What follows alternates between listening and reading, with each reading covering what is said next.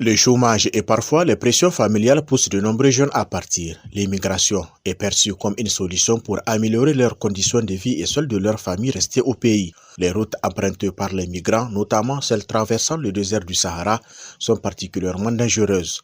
Nombreux sont ceux qui succombent à la déshydratation, à la faim ou à la température extrême. Larwan Miko, un jeune de Maradi parti en Libye il y a moins d'1 an, nous parle des calvaires qu'il a rencontrés sur sa route.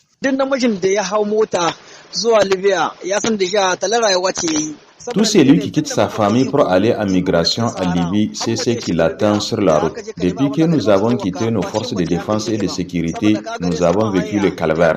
Sur la route, tu es obligé d'économiser l'eau que tu vas boire. Le bidon de 5 litres se vend à 5 000 francs. Si tu le finis vite, difficile de trouver quelqu'un qui peut te donner même une goutte. Certains meurent en cours de route, d'autres s'évanouissent.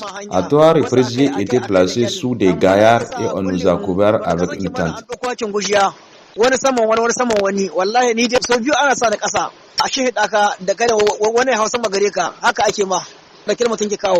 Pour ceux qui parviennent à atteindre leur destination, les problèmes continuent. Ils doivent faire face à la marginalisation, au racisme, à des conditions de vie précaires et au manque d'accès aux services de base. Beaucoup vivent dans la peur constante d'être arrêtés et expulsés. C'est le cas de Garba Abdou qui a pu revenir au Niger. Kwanan 30 kafin mu shiga Sabaha bisa hanya mun samu matsala sosai ni nan dai ma sai da wa'anga akai husai da suka yi ta na kafa wanga da wanga sai da suka zagi dan tsananin matsala. Tout a commencé sur la route, avec 30 jours passés. Mes orteils se sont fendus à force de marcher. Une fois à Gatton, les problèmes se sont multipliés. Certes, on a eu du travail, mais ils nous sont fréquemment pourchassés par les forces de l'ordre de la ville.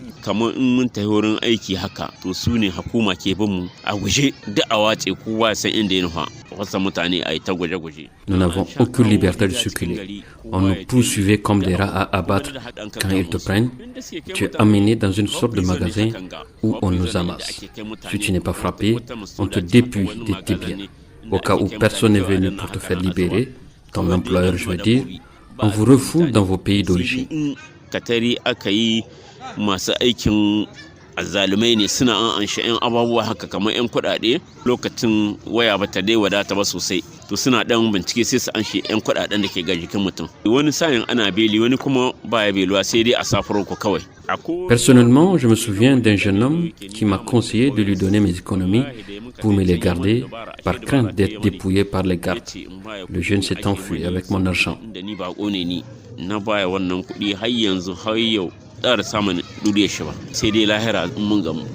L'immigration clandestine est un défi humain et social.